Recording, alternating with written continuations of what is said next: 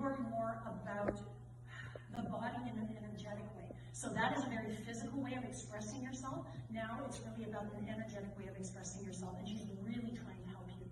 She's a midwife, and she was 16th century, around 1613. That's what they're showing me. 1614. Oh, thank you, Jill. And you were a midwife, so she understood poultices, she understood herbs, she understood all those kinds of things. So in today's day and age, that would translate for you, transmute that into holistic or herbology, but naturopath, homeopath. So I'm actually a nurse, and I'm just switching notes with doula because I wanted to be a Yes! Girl, more for like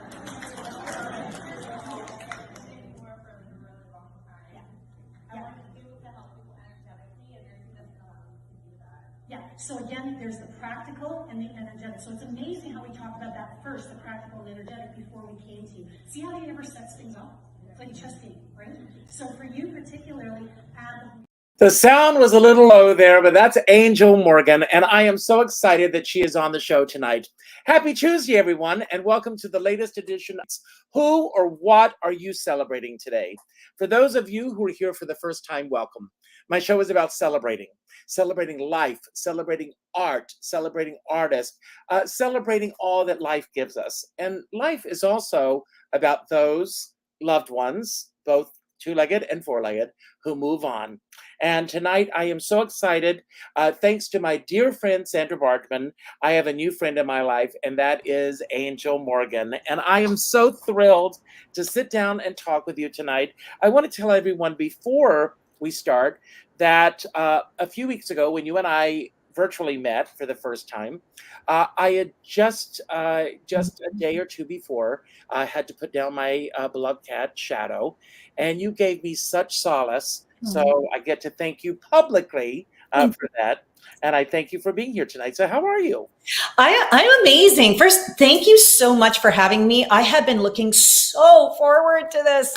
And thank you for allowing me to be a part of your journey with Shadow. Like, there's no coincidence as to the timing of when we met, right? It's amazing. So thank you so much for allowing me this opportunity and to be a part of your life and be a new friend.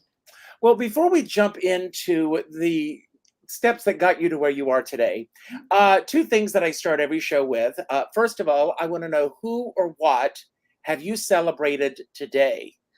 Oh, what have I celebrated today? Well, I celebrated Sandra today, this person who brought us together because she has her podcast and we were taping that this morning. Oh, wow. And I was celebrating my new life downtown. I am doing this project, and I was living on a farm for a month to see how that made me feel energetically. And now I am celebrating my son, and I'm summering in the city with him, and he's 20. So how many moms get a son who say, hey, come and live with me, come and hang out with me?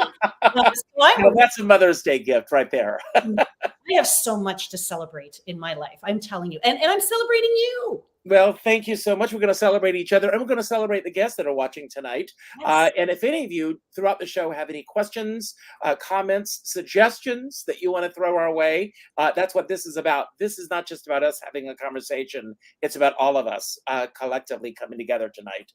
So one of the things that I also do, this is the second part, is I have two mystery cards laid out. So pull either number 1 or 2, and we're going to get to know you a little bit deeper than just talking one-on-one, as we are going to be doing. Okay, I'll pull number 1. And your question of the night, and I haven't seen it, so I don't know what's coming up.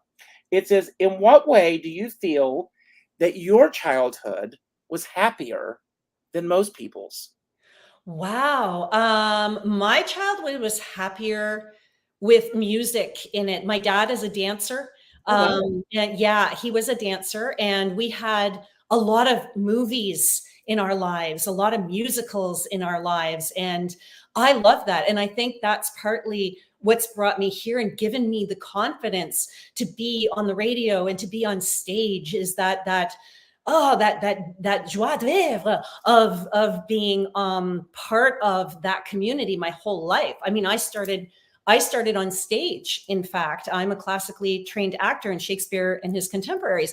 So I think that was part of the happiest part of my childhood, along with the animals. You know, I can't ever forget that. I love them. Do you remember the first time that you saw your father on stage and what that was like for you? So I actually never got to see him on stage. So the closest I ever saw him, the first time that I recall, I was a child and we were at a wedding, and this song came on. I don't even remember what it was, but I remember he was dancing with someone and he cleared the entire dance floor, and he looked like Fred Astaire, and he was just so beautiful because he's tall and he's lanky and he's just a miraculous wonder to watch when he was dancing. And I also remember being in the basement of our home and him teaching us how to ballroom dance. I love that. You know, it's very interesting that that question came up, because one of the things that I always do in my shows is I want to go back to your 5-year-old self or close thereafter. I think that the photograph that you sent me, which I'm pulling up right now, now which one of these is you? Let me see if I can I'm guess. on the left. I'm on the left. I'm You're not on the left. with my tongue. Same. Yes. And I asked for this photograph at this time of your life because to me, this is the purest self. Right, Before right. life begins to tell you who you are not, who you should be, who you shouldn't be. So tell us about this little girl. And is this your sister? Yeah, this is my sister, who's actually more insane than I am, and you can tell by this picture. She's hilarious. You know, my young self loved being in the basement choreographing, you know, Annie from It's a Hard Enough Life, and you know, Cats and all that kind of stuff. And I was an avid reader too at that age. I used to love reading monster books and stuff like that. But if you saw my bedroom, now you're like digging into my brain and what I'm remembering. I had a wall filled with pictures of all these old actors like James Cagney and Jimmy Stewart and, you know, just Cary Grant. And I was the weird kid at school, right? I wasn't just weird because I could feel differently and I could see differently, but I was weird too because, you know, growing up, even in high school, I didn't know who Duran Duran was or Police or that kind of stuff. I was the one who was always talking about, you know, Yankee Doodle Dandy and Oklahoma and Annie Get Your Gun. We were the same kid. Right. And look at us now. I know. And for me, it was a tobacco farm in South Carolina. And Wow. so you can imagine what that did to the psyche of my parents and my Right. family. You know, who is this person that has come into our lives? Right. So you have this special gift, which we're going to talk about in a moment. Yeah. But when did you first become aware that you had this gift? And did anyone try to squash you from living that gift to its, you know, Right from the get-go. So I recall my first real encounter with this, my recollection of it, I was about 5 years old. And I remember that in-between time when you're just waking up. And I saw my great auntie, and she was standing beside this tree. And I know it to be the tree of life. And she was tall and beautiful, and we're Maltese. So she had this beautiful aristocrat, you know, this very aristocratic European way of holding herself. And she was wearing a death gown and a veil. And I remember waking up from that, and it was warm, like a summer day. And my mom came up the steps and she was crying. And this woman meant a lot to her because this woman basically raised her. And she said, you know, your great Auntie Mary died. And I said, yes, I know. And she said, how do you know? And I said, I saw her. Where did you see her? In my dream. And she looked at me, she said, you didn't see anything. You didn't know anything. And she just turned around and she walked away. And I'm thinking, like, the confusion, right? And I lived with that confusion for the majority of my childhood, my youth, until my young adult ages. And that was hard. It was really, really tough. But I have to say, you know, theater really helped, because this is our energetic way as intuitives of expressing ourselves in a practical and safe way. You know, so theater was a lifeline for me. It wasn't just something that, you know, my parents did or my dad did, but it was a lifeline for me. It really was. Now, there are so many questions coming up from just that, what you just told me. getting back to your mom for a moment. Yeah. Obviously, that was fear that your mom told you not to, that you didn't experience this, although you did. Yeah. Um, do you know if your mom had also experienced certain things in her childhood? So in my family, this does run somewhat in my family. My aunt can see, and my sister has dream time, and that's a whole other show in itself. It's something that as Europeans we talk about behind closed doors, but it's not something as Catholics that we bring to the forefront, obviously. And I was raised incredibly Catholic. I was a Sunday school teacher and all that jazz. And I do, and I love the ritual of it. And when I go traveling, I always look for the oldest Catholic churches to see them. I think it's beautiful. But because my childhood is steeped in religion and not spirituality, there was this conflict. And yeah, that was just something that we just didn't really talk about unless it was for fun or again, behind closed doors. So growing up, I'm going to assume that you had these visitations and these moments many times in your childhood. When did you begin to accept the fact that it was okay for you, that this was as natural as breathing for you? Well, my visions intensified around 6.5 years old because I was in a car accident. And in that car accident, I actually almost died. And I had a bit of an out of body experience. And my mom says that that's really like, it was only the last few weeks that we actually started talking about this because there's a potential new television show that I'll be doing. And we needed some information. So I finally had that talk with her. And she was very open about it. In her old age, she's, kind of opening up, softening. And she said that's kind of when I started getting really weird, and I wear weird as a badge. Me too. And all the weirdos out there, I toast you. Yeah, exactly. God bless the freaks. So yeah, it was probably around 28, 29. I was with somebody who started taking me outdoors, mountain biking, skiing, really activating that part of me. And when I hit the outdoors, all of a sudden, I started really like the clarity and the dream time. And there were things happening that had never happened before. And I didn't have a choice but to embrace it. So I started to look into it.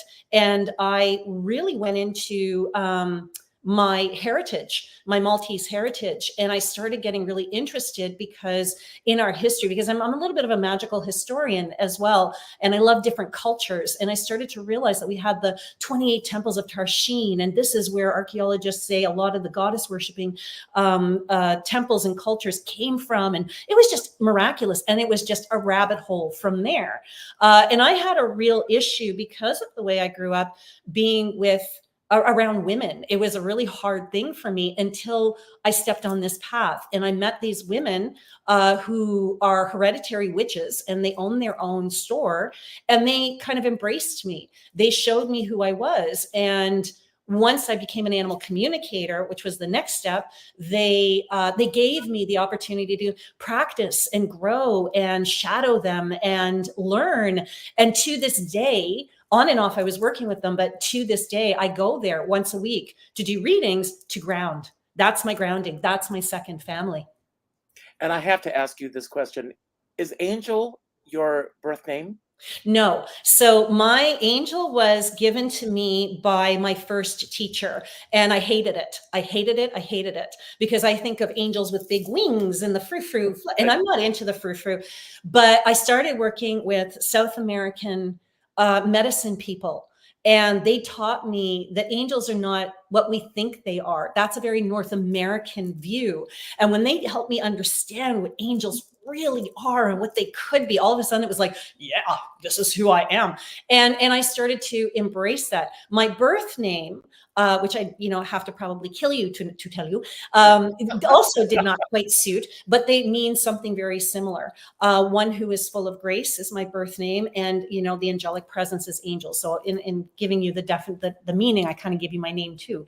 But that name I've grown into, I think, in many different ways. And yeah, I'm compassionate. Yeah, I'm kind, but I also see myself very much as a protector and a warrior and a healer. And so that name really exudes the work that I do on so many levels. And Angel, do you believe that everyone is psychic or clairvoyant, or do you think that this is something that you're either born with or you're not? Because I believe I believe that more people are part of the psychic realm than not, and that we've been taught not to embrace that part of ourselves. Yeah, Sandra said something this morning that I really liked. She said, it is our birthright. And I think I really love that, because the reality is that this is a natural part of who we are. To be two in our logical mind is imbalanced. To be two in our spiritual mind is imbalanced. And together, that's how we make our whole and we have our wisdom. My son grew up with, when you use your head, you're clever. When you use your heart, you're smart. But when you use them together, that's wisdom. And so this is using your intuitive ability and your logic, science and technology with spirituality. All of these things have to work hand in hand. So yeah, I definitely believe that. I mean, if this was rocket science, I wouldn't be doing it. Like, seriously. One of my greatest teachings is follow your feel. Right. And that's a human thing as well as a spiritual thing. When we follow our feel, we're following our gut, we're following our hearts, we're following our souls. And that's when we really feel the magic, the true magic happening.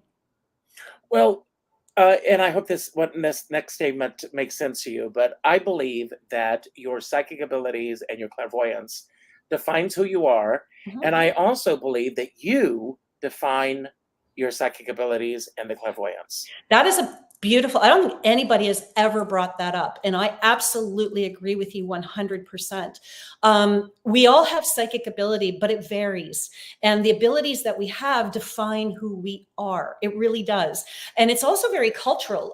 The Italians have the knowing, and, the voodoo and the houdon, they have the root magic. And, every country and every culture has something, but we innately, each of us has our abilities. So even though I'm a clairvoyant, and I can do mediumship and I can do this and I can do that, I love my animals. And I think I truly excel with them, as much as I excel with my mediumship, but I love that. That's who I am. And if you see my world, you see who I am. You see that as the raccoon is climbing up into her cubby, I'm watching her. We have a mama raccoon, so, yeah, we have animals everywhere here. It's incredible.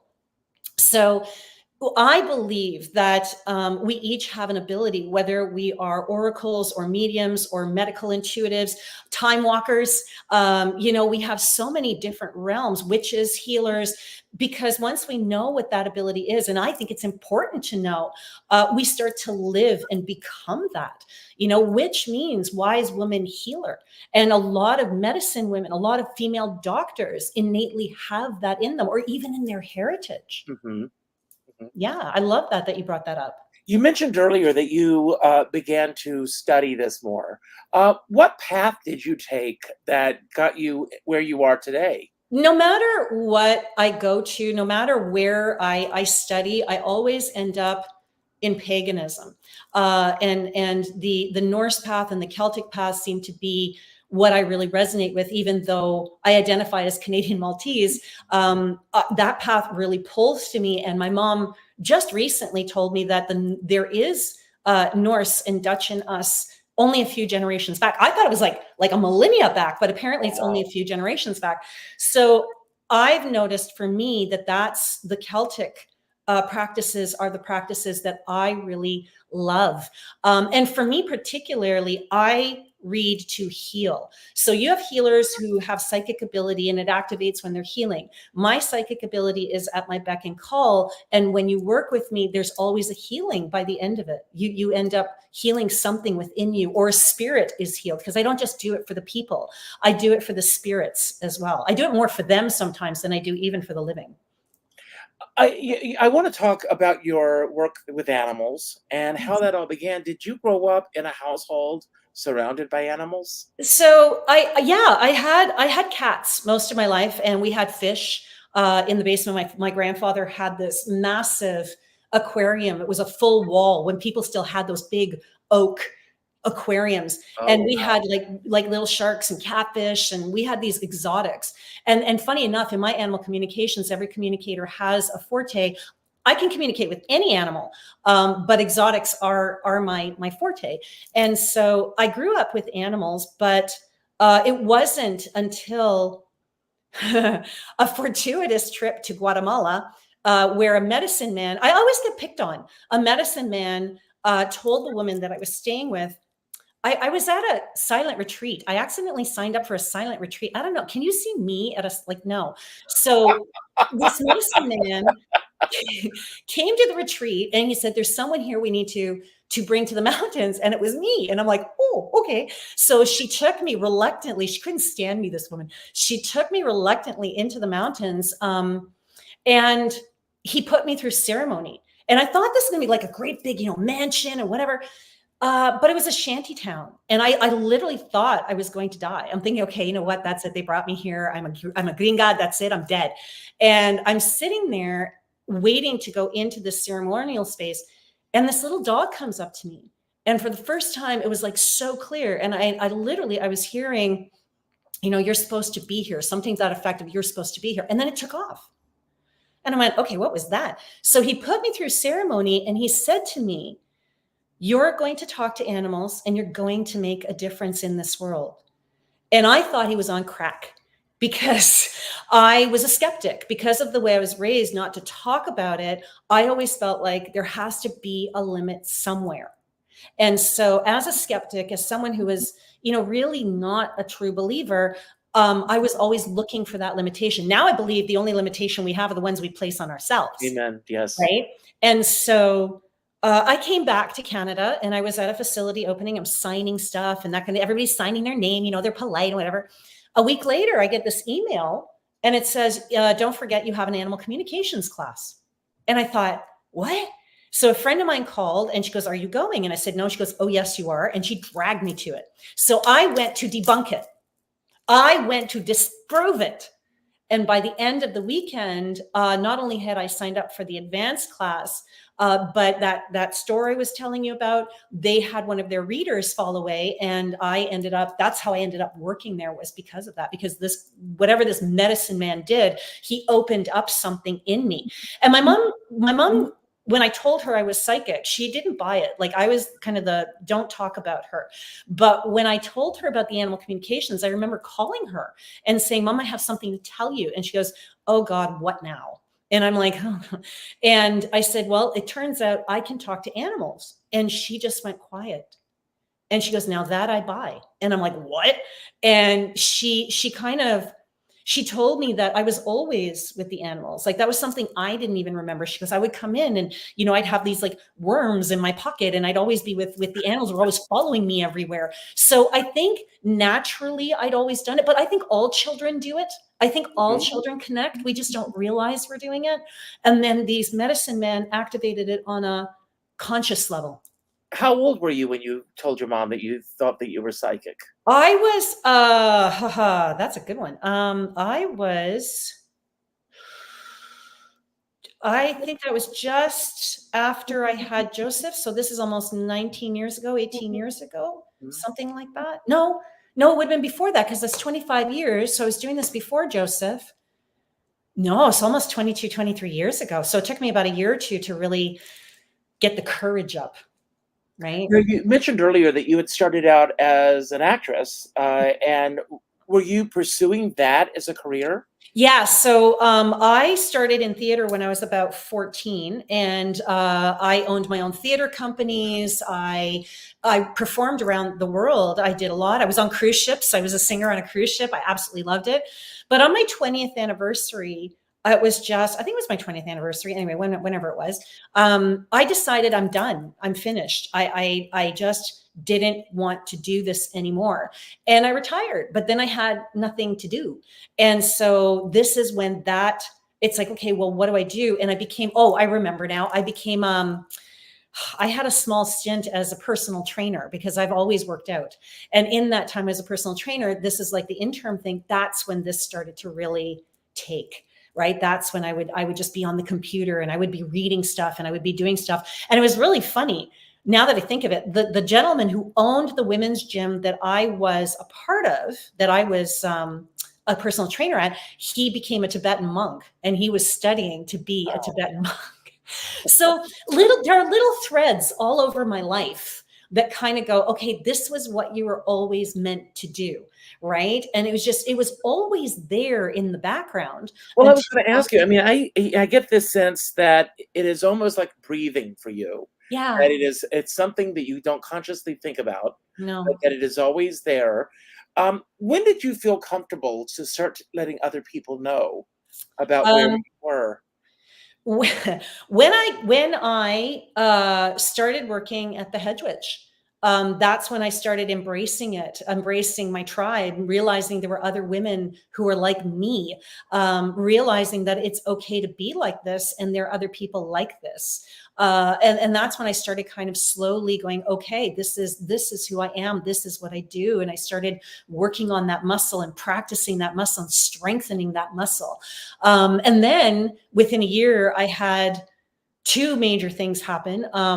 My first appearance on stage, somebody asked me, go and do this on stage. And I went, okay. And there was always something missing in theater for me. And there was always something missing in the psychic world for me. So when I hit that stage with that opportunity, I went, oh my God, this is who I'm supposed to be. And within a month of that, I had my own television show. And within a month of that, I was on our national radio station here, News Talk 1010. So when the doors began to open, they don't just open for me, they fly open. I Right. love that. So yeah, it was fabulous. And this is what I teach. I teach that when you're on the right track, the doors open, the teachers appear, the people like you and Sandra, they begin to come together, right? Like this journey to doing these two shows that I'm doing on this tour that I'm doing started last year. I decided for the first time to really embrace the producer that I am. And I thought, I'm going to do a show. And it was my favorite theater, the Factory Theater downtown. And I thought, I'm going to do one show and see how it goes. And I did the show and it just was so beautiful. I did a second. So this year I thought, okay, I'll do 3 shows and it'll be my 25-year anniversary. And then Sandra goes, no. You're going to come to the Plum. And she says, no. I know Bernie. You're going to go to the Triad. She goes, you're going to do it. I'm like, okay, I'm going to do it. So 3 shows turned into 5 shows, turned into 6 shows.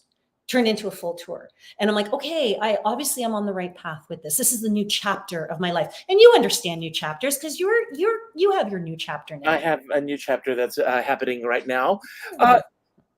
The first time that you stepped out on stage to present yourself in this chapter, what was that experience like for you? What did you learn about yourself from that evening? And how did people begin to find you? I mean, we've got your links here. And by the way, just to let everyone know, these links that you see scrolling on the screen are all going to be on my YouTube channel. So it's going to be very easy just to go there or to go to any of these links and get all this information. And we're going to talk about your upcoming events as well. But that first time that you were out there in front of an audience, let's go there first. Yeah. What did you learn about yourself from that point? And then how did people begin to find you? So that first time I stepped out on stage, it was like going back to being an actor again and those nerves. But the difference is something happened that never happened before.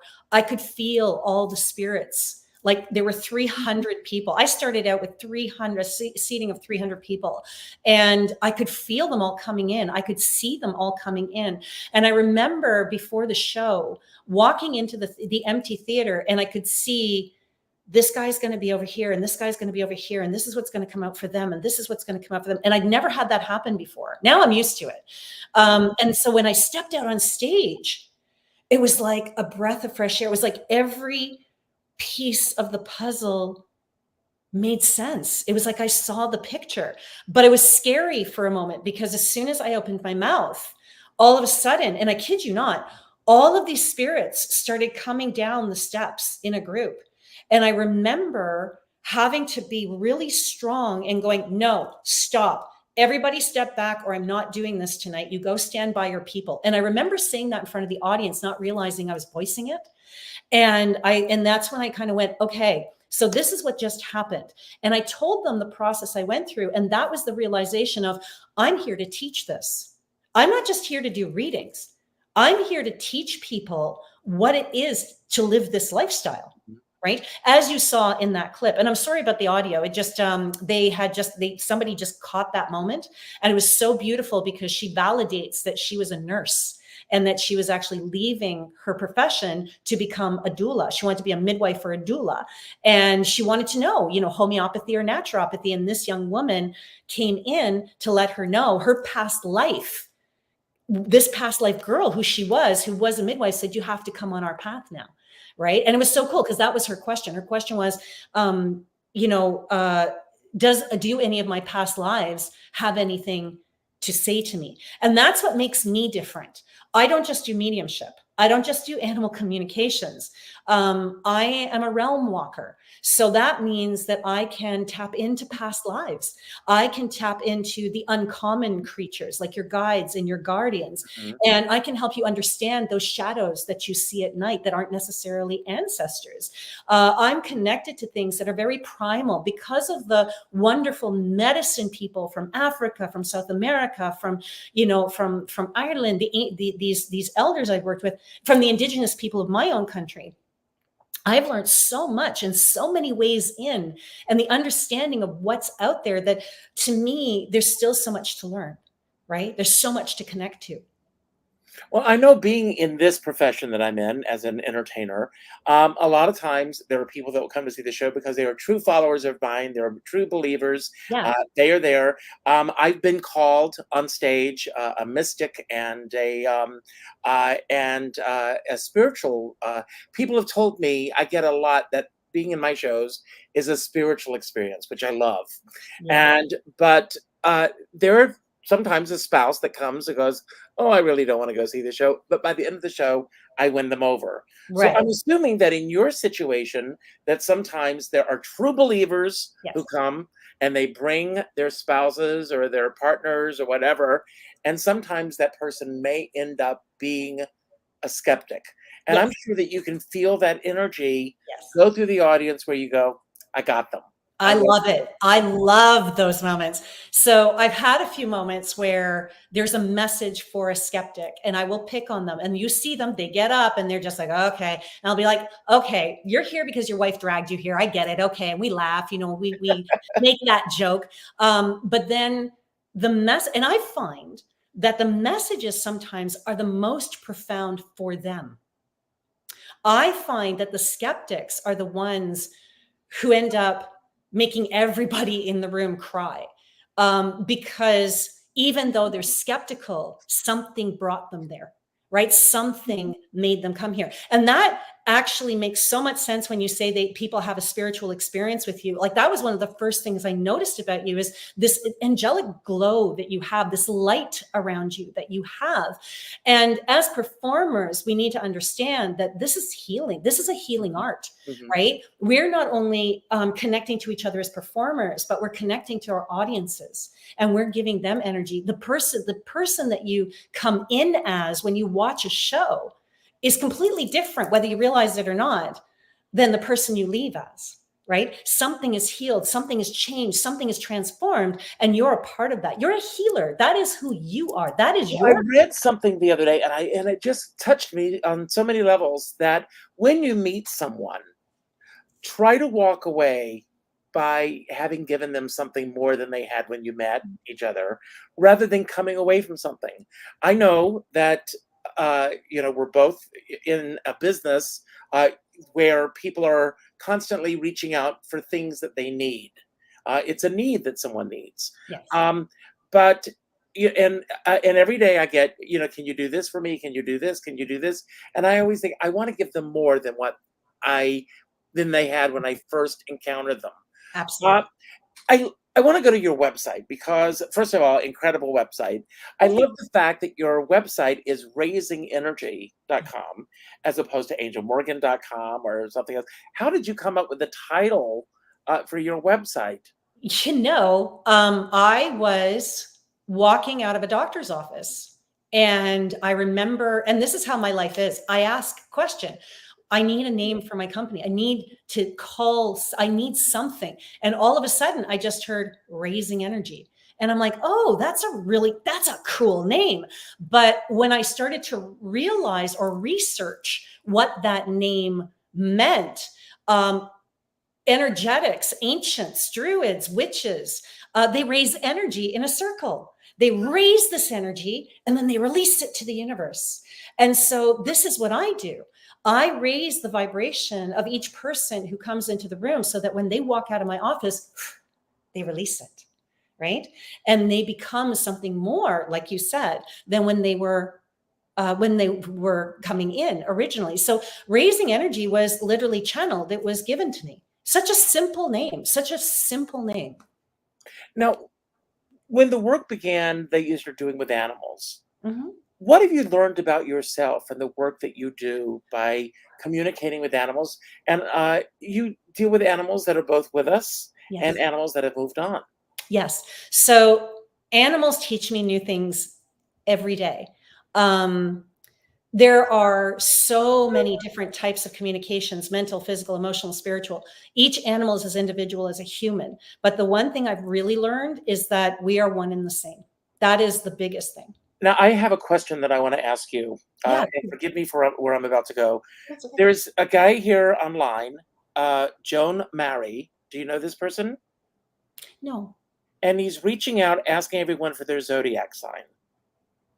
He's reaching out for what? He's reaching out. He's leaving messages for everyone to hear. And I'm just wondering, is this someone that you know? No, that's a spam. That's a spam. You want to get I'm rid of going that. to think that's what I wanted to You want know. to get rid of that. Everyone, don't give this person your contact. No, don't do that. That's the unfortunate thing when we're working with platforms like this, everybody. Unfortunately, you will get stuff like that. So please ignore it. Go to your Facebook, go to that name, and you can report them and you can block them. Unfortunately, Okay. that's part of So the. everyone, this is a spam, and I don't see a way to get rid of this person Yeah, here. you have to go. You actually have to go to their Facebook page Right. and you have to block them. So everyone, make sure that you are not giving any of this information out. Yeah, So, do not do that. Unfortunately, especially with readers, this kind of stuff happens. mhm. And we kind of fluff it off. I usually just go, okay, guys, hang on a second. And I go over and I block it. If you're lucky to have a producer, they'll do it for you. But yeah, just ignore them. If you see that, just please ignore them. Everyone, so Sorry. everyone play into this. So thank you. Yeah. Yeah. Sorry. So when, I mean, do you work out of your home? Do you have an office? So What I do. is a quote unquote normal or typical day like for you? There's no such thing.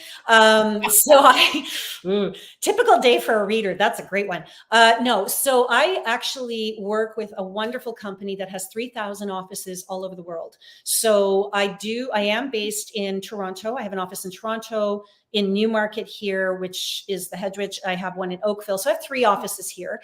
But I am known, I do also go to New Orleans. I'd love to do some readings in New York. So that's one of the things I'm going to be doing there, is checking out their spaces, because I do office share. A typical week for me is I do 1 day a week in the office, and then I do in-home readings or facility readings if they're animals. And then I do a lot of Zoom. So I have clients all over the world. I have Brazil and, in France and Mexico and Malta. And my day is wonderful. It is wonderful. And then I still blessedly have time for myself. So I go and work out and I get ready for my duathlons and my mountain bike races and all, because I believe, like I said, there's the physical and the spiritual, right? So this is a typical day for me. I'll get up, I'll go work out, I'll go train, I'll do my video Zoom stuff, or I'll go to the office. I'll come home and I will study. A lot of times I study. And is your son tapping into this energy as well? Oh my God, my son is 10 times anything I could be. My son is a miraculous being. He is of a generation that is so evolved. And so, yeah, like he and I will text each other. He'll go, Mom, can I borrow your eyes? Can I do a yes or no? Or I'll text him, honey, I need a yes or no. Are you cool with that? And so we're constantly going back and forth. Ever since he was a child, I realized, I'm not just doing this for me. I'm doing this because he needs guidance. And so he has grown up strong in his sight, especially with animal communications. He's amazing. When he was a little boy, I remember coming in the room and there was a spider and he had his finger and he's going like this and the spider's following it. And I'm thinking, oh, that's really cool, until I realized the spider was going backwards. And he goes, look, mommy, he goes, I'm making it go backwards. And I'm like, okay, creepy. So his big thing has always been like insects and things like that, but very specifically spiders. But if I need help, I'm always, Joseph, can you please tap into the cats because I'm too close to this right now? Or can you do this for me? And he'll do the same for me. And he's quite wonderful, but he does it quietly. Now, I want to ask you about something that's been weighing heavily on me Please. the last couple of weeks. I hope you're not offended by this question that I'm going to ask. Never. But I want, and I'm not getting political, anyone, but there's been a lot in the news here about the South Dakota governor who bragged about shooting her puppy and taking this dog Cricket's life. I don't know if this is something that you've heard about in the No. news there in Canada, but it's been news because she's very political. Not only did she do this, but she bragged about it in her autobiography. Yeah. So as soon as you talked about the dog came through, and the dog is in denial. Like the dog is, no. Mommy wouldn't do that. She wouldn't do that. No, not my mommy. My mommy wouldn't do that.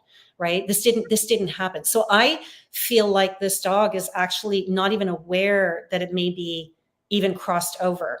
So this is something where in a session, I would help this animal cross over. And that's probably something I'm going to do afterwards. Yeah. Because because the pain that I was in losing Shadow. Yeah. And it is one of the most heart-wrenching experiences horrific. that we as human beings face when Yeah. we have to let go of our fur babies. Yeah. And looking back now, and you said something to me that really put me at ease. And I don't know if you recall saying this, but you said he let me know when it was time, and he did. Yes. And it had been something that I'd been putting off, and that morning I got the sign that it was time to do this. Right. And I called our vet who came, and we did it here at our home, and it was all with love and affection. But to see that someone would harm an animal deliberately or something, like I said, it's been something that's been weighing heavily on me. Yeah. And I thank you for, acknowledging that. I'm glad that Cricket came to you. Yeah, me too. And sometimes that's what will happen, right? Is you're mentioning this now. I knew nothing about it. I have watched news. I remember one time I watched this news segment, and the person that I was with, he turned around and he goes, "Is there something you can do about this? Because this horse was lost." And I said, "No, unless somebody calls me, I'm not getting involved." And not an hour later, I get a phone call. And it's the owner of this particular horse. And I'm like, okay, that's fine. So I truly believe that if a circumstance is meant for me, if a case is meant for me, it's going to come to me. And there's no harm. Whether it happens or not is irrelevant for me to go away from this and go, okay, I'm going to do some healing on this dog to help it cross. Right? Whether you believe in it or not is irrelevant. It's the fact that someone is actually willing to do that, willing to take those steps to help that spirit. And so I'm grateful to you for bringing this particular cricket to me. And I hate the confusion that this animal is going through. Like even now, I'm still tapped into it. So I'm going to ask Cricket to kind of I'm going to come back to you. And he goes, yeah, we got to talk to my mommy. I'm hearing, he goes, I got to talk to my mommy. We got to talk to my mommy. So I'm just going to do some work with him a little bit later. But yeah, and that's not what I was expecting. And that's one of the things I love about this work too. I always expect the unexpected. And the more unexpected that is, sorry, you're hearing the scratching sound. That's my cat. Your cat wants to come in? She's scratching on the post. She will at one point. Mumbai, come say hi. Come on, sweetie. Come on up. You gonna come? Oh, I would love it if you did. I would love it if you did. Oh, and here she is. Right. Oh my God, what a cutie. Oh my God, she's right there. What's her name? Yeah, this is my cat, Mumbai. And she is 14 years old. And she is one of my grounds. She actually saved my son's life. And so she is my everything. She is my all. This is actually the best she's ever looked on camera. baby, Wow. you look good. You look good. And I love the fact that she looks right into the camera. Yeah, me too. She's never done that before. Yeah, she's amazing. And there is a mythology around calico cats too. When we found her, that was a magic in itself. I had just started animal communications, and the man that I was with at the time, he said, "There's a cat under our deck." And this was mid-January. And I remember standing at the window. He goes, "I can't reach her." And I remember standing at the window going, "If she's meant to come to us, let her come to us." And the next day, she actually came in. She came to him, and she had the mange, and I didn't have the money to help her. And so I stood at the window and I said, if I'm supposed to help her, send someone. We need to do something. I don't know what to do. And I was in tears. The next day, I was at the Hedge Witch, that little story I was telling you about, and this woman comes in, and she and I were talking, and I couldn't for the life of me pin her work. And usually I can pin that. And so she tells me at the end, she goes, "Well," I said, "It's so weird. We were talking about Mumbai. We just got on the topic." She goes, "Do you know what I do for a living?" I said, "No, I couldn't pin it." She goes, "I'm a vet and I do charities once a month." She goes, "I would like to help your cat." And I was just like, oh my God, I can't believe this is happening. And this is the kind of life I live. This is the kind of life that we all can live.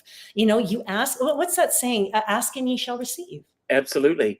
I want to talk about your upcoming events that are going to be happening here in New York, how lucky we are. And everyone, a month from tonight, you're going to be at the Triad on 72nd Street in Manhattan. And then on the 1st, you're going to be at the Plum at Sandra Bargeman's place, which is incredible. Great energy there. You're going to have a great, great time. But I'm pulling this up on the screen. When you are putting together an evening such as this, how do you plan out the evening, or do you not plan out the evening? No, I don't. So basically what I do is I'll book the theater. We have our technical, which is my favorite part of it. I used to own a rehearsal space because I realized a long time ago, I love the process. And we'll get in at like, You just said that. I just said the same thing Right. to someone this morning. right? Like I love the show, but the process is my favorite. So I'll go in at like 2, 3 o'clock. We take a look at lighting, what kind of scheme we have. Like at this point, I know my colors, I know what I like. And then that's pretty much it. Then I get on stage, I do my work. With the Factory Theater, we're kind of ramping it up a little bit because I'm here in Canada. I have those connections. We had a drummer, and I'm hoping in the States to have, I know the Dragon Ritual drummers, so I'm hoping next year to do something a little bit more extravagant and have them work with me. But I've had a drummer with me at Factory Theater, and I've had celebrity hosts for the second half of my show. So how my shows work is in the first half, I read cold. So I go to individual people. So I don't go to a section. I go, okay, does somebody have somebody with an A? Right. What I'll do is I will look very directly at someone and say, okay, can you please stand up? Here's your message. This is what we're doing. So I'm very, very specific. And then in the second half of the show, after the intermission, people can ask their questions. So they get to stand up. A lot of times I'll have a host or something like that, and they'll be going around with the mic, and they get to ask their questions. And it's a very simple format. I'm in and I'm out, and it's lovely and it's easy and it's fun and it's entertaining and it's compassionate and brilliant, and just my audiences are just yummy. They are so I don't know what I would do without them. Do you like being on the road? I do and I don't. I like being on the road for short stints. I don't think I could do like months on the road because I miss home. I'm a Gemini, right? So I'm very bipolar. I love being out. You've and got a birthday coming up next month. I do actually 2 days after the Triad. Oh, wow. So I've decided I am staying for my birthday. Last year I was in New Orleans for my birthday. This year I'm going to be in New York or the Catskills for my birthday. Oh, that's great. I always love performing on my birthday. There's something about that experience for me personally. It's magical. I've done that and it is magical. Yeah, I'm really blessed. I've had so many wonderful experiences. My schedule is my own. So I travel when I want to travel. I'm home when I want to be home. My animals understand. I actually even have a snake. And her name is Lula Bell. And Lula is wonderful. And I've always had snakes. That's my medicine. That's my spirit animal. So my former snake, Severus, he worked with medicine people from Peru. And when he passed away, we told them and they did ceremony for him. And when my cat who just passed as well, Whitey, she was my reading cat. If you go to my Instagram, Raising Energy, everybody knows her as Boss Cat. And when she passed away, I told a friend of mine, and they did ceremony for her as well. So it was quite lovely. So I want to let everyone know this hour has flown by for me. I mean, we've got I about know. 10 minutes left. If anyone has any questions that you want to ask, by all means, post it in the chat. Yes, I would love to do some readings. I would love to do some readings. If you have any questions about any aspect of your life, please let me know. And Richard, I don't have my glasses, so you probably will. I will do that. Veronica Moongazer says, and I'll bring this up on screen. She said, "There's nothing. She's the best. If you can be there, you should." And I love this. There's nothing like seeing Angel live in action. Wish I could be in New York City for the show. If anyone has a question or anything, this is the time to ask. But I read one of my favorite books is The Artist's Way, and I do. I just finished it. Did you really? Yeah. And I do my morning pages every morning, and I have put together some questions. I sit and I meditated on these questions based on my readings this morning. And I want to ask you, what is the most valuable lesson that you feel that you've been taught by the work that you do? The most valuable lesson is that we are limitless. That there is the only limitation we have is the ones that we place on ourselves. And I think the other one is there's no such thing as a problem in life, only opportunities to learn and grow. And that literally has saved me in my life, knowing that and understanding that. So I think that's probably the most profound learning that was given to me by one of the first ghosts I ever saw, one of the first spirits I ever saw. Let's try to answer some of these questions here. Kayla Sebald says, "Hi, Angel. Does my dog Lou have any messages for me?" So I see Lulu is very happy. Kayla is one of my favorites. You need to start communicating more deeply. I want you to get more still with Lou because Lou is looking at you. So when an animal looks you in the eye, a lot of people get that. They stare at you. They're actually trying to communicate with you. They're trying to give you images or feelings or even thoughts. Dismiss nothing. It's one of my greatest learnings to people who are stepping on this path. Listen, dismiss nothing, and then have the courage to act. So with Lou, I want you to go deeper, Kayla. I want you to start really to close your eyes and just feel what he's trying to show you. What images is he giving you? And then I want you to play and act on it and see how it goes. Great. We have a question here from Anne.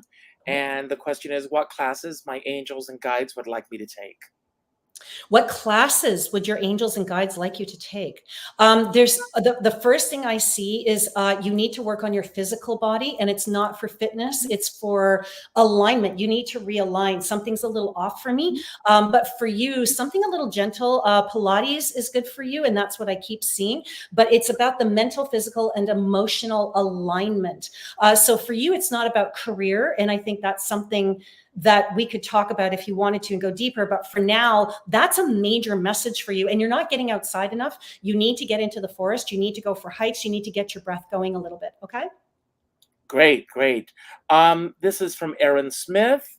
And the question is, do you have any advice for myself and my daughter? I hope I pronounced her name right. Isla or Isla. What a pretty name. Yeah. I love your connection. You two are going to go through rough patches in her life, but please, please, please never think that that connection can be broken. It cannot. You two have past life together, and you two have followed each other in many lifetimes. So, they say familiarity breeds contempt, and you guys have been together so long that it's one of those things where you need to give her some breathing room and understand that that connection will always be there. Okay. No matter what happens, it will always be there because you love her so much. But I know sometimes it's like, that kind of thing. Well, great. Tiffany Ann Chadwick has a question here. Why has Binksy Cat been the way he is with my sister Laurie and baby Charlie the last couple of times that they've been here? It's displacement. So Binksy likes his space. Binksy likes who he is. But in this particular case, there's I feel left out. So pay a little bit more attention to Binks when Charlie is around, please. That's the biggest message around it. I just love you. I can't wait to be in your presence physically. Suzanne Richard, do you have any advice for me? Suzanne. This has to do with work for you. I keep feeling like, watch who you say things to at work. Watch how much you divulge of, like, just watch your words and watch how much you say, because I keep feeling like, I don't know if you're being dismissed or somebody's dismissing you because they want to use your ideas or they run with your, I don't know what that is. Just be a little bit more conservative with the things you say around certain people, and use your instinct. Follow that feel on who you can say things with and who you feel safe with and who you don't. Okay. Yeah. I have a moon calendar, and I'm going to read you what it says today. Okay. The moon is in Taurus, everyone. And it Yes. says, keep your feet on the ground today under the earthy Taurus moon. Some people may say hurtful things, but if you steady your emotions, all should be well throughout the upcoming weeks. So it's along So the, that's a very big one for you, Susanna, right? So just reel it in a bit, just a it's little the bit. energy here. Yeah. Here from Ann Kim. Hi, Mhm. Angel. Did I lose my opportunity to reconnect with my estranged family member? No, you are going to get more opportunities. Remember, when one door closes, another one's going to open. So no, this one could have been a little bit easier. You could have had an easier time, but yeah, you're going to continue to reconnect, and you'll get opportunities to nurture relationships. Be cautiously optimistic. Don't jump into things for you. Just take your time with relationships, okay? Because you can be very eager because you're so loving. And so in this particular case, we want to be a bit patient, take our time, really nurture things, because I keep feeling like there's even a male who can get a bit spooked. Okay, so just be cautiously optimistic. Great. Debbie Marcotte. I hope I'm pronouncing that right, Debbie. I would like to know, where now is my journey? Thank you always. For you, there's going to be a bit of a down period in May. But what's really funny is I'm seeing June start to really pick up for you. And June is going to be very interesting for a lot of people, especially if you're entrepreneurial, because we're going to be in Jupiter, and that's about money. And this is going to be a big time for money. I'm not an astrologer, but it's something I know because Geminis are really going to do well as of June. But for you, Debbie, I know you're very animal oriented too. For you, it's, and literally I'm getting, just keep going, keep the pace. I know that your last job didn't fit, but what's coming for you is going to be a mighty fit. And this isn't psychic. I know her. I know she just had a job that she didn't quite fit into. But the next job for you is going to fit. That's kind of a stepping stone that's making you dig deep. And you need to dig deep right now. That's okay, because it's going to make you better for the next opportunity that's coming for you. Promise, cross my heart. And we have time for one more here. And it's me, Isla. Thank you for the first message. I have another one. What do my guides want me to do to feel more connected to them? And how can I see again, as well as be able to listen to their advice? Okay, so for you, forest, and streams. Okay, be by the forest, be by streams. I keep getting talk to nature. I keep getting, you need to commune with the trees, as weird and as woo-woo as that might sound. Remember, we're learning now, even scientifically, that trees can connect. They can communicate with each other. And if they can communicate with each other, guess what? You can communicate too. The second you touch a tree, you are now connecting your energy to theirs. So I want you to start going into the forest, being quiet, asking trees questions and asking the forest questions, and then just allowing the information to come. And again, listen, dismiss nothing, and act. That's wonderful. And I want to remind everyone, again, if you are in the New York area, the Triad Theater in New York City on Friday, June 7th at 7 o'clock, a month from tonight. And then the Plum, Catskills, USA, Saturday, June 1st at 7 p.m. This has been so much fun for me. And I get such energy from you. So I love being here. That's wonderful. And you're welcome. I'm not going to be doing this anymore, but we'll find other ways of doing this. And anytime you're doing anything, please let me know, and I will update the information on my YouTube channel so that it's always up to date with whatever you're doing. I'm going to give you a moment to say your final word today. And it could be about anything that we spoke about that you want to build upon, anything that we didn't talk about that you wish we had, or just any final message that you want to leave everyone with today. Really quick. I would love to say hi to the captain of my paranormal team. Glenn is here tonight, and I think that's really great. I feel very supported by this particular community, and that is something that I do too. So I work with my paranormal team here, and one of the things I've learned is that science and technology and spirituality go together. We are fully in balance when we embrace everything about our world. So embrace and follow your feel, everybody. And Angel, having a skipper and a captain on the same realm is very, very good. Again, I'm going to say my final words, and then I'm going to leave the screen, and I'm going to let you have your final word. And when you say good night, I've got one other clip that we're going to share. And I want to thank everyone for being here tonight. I am embarking on a new channel, listen to me, a new chapter. And I'm going, I started doing this podcast, and for those of you who are here for the first time, consider subscribing and checking out the other content. There are over 900 interviews that I've done, mostly in the celebrity world. I've had other psychics and other spiritual people on the show as well. So there's a little bit for everybody on my channel. I started doing this in response to COVID, and then it became a full-time job. I mean, you should see the books that I read. And I am one of those that reads every book from cover to cover when I have a guest on my show that I'm interviewing who has a book to promote. And it really was taking up a lot of my time. So it's time for me to focus on my stage work again. And that's where I'm headed. So I'm committed to the shows that are on my schedule. And when those finish, I will be focusing on the work that I'm doing. If any of you have friends in London, I'm going to be performing there on August 5th, which is actually the 45th anniversary of my coming to New York. Wow. So it's exciting that I'm going to. Congratulations. So it's very exciting. But the message that I leave with every show, whether it be on stage or virtual, is to go out and do something nice for somebody else without expecting anything in return. Everybody that's here, most of you are on Facebook. Go to your Facebook friends list, and Angel, I want you to do the same thing. Go to your Facebook friends list, and the sixth name that pops up tonight, reach out to that person with a phone call. Not an email message, not a text message, not a private inbox message, a phone call. And let that person know the impact that they've made on your life. And by doing so, you're going to make an impact on their life. I have a dear friend, Sean Moniger, and he says, we're all in the same storm, but we're in different sized boats. And I always say, I don't care what size boat you're on, as long as you have a skipper by your side. Nice.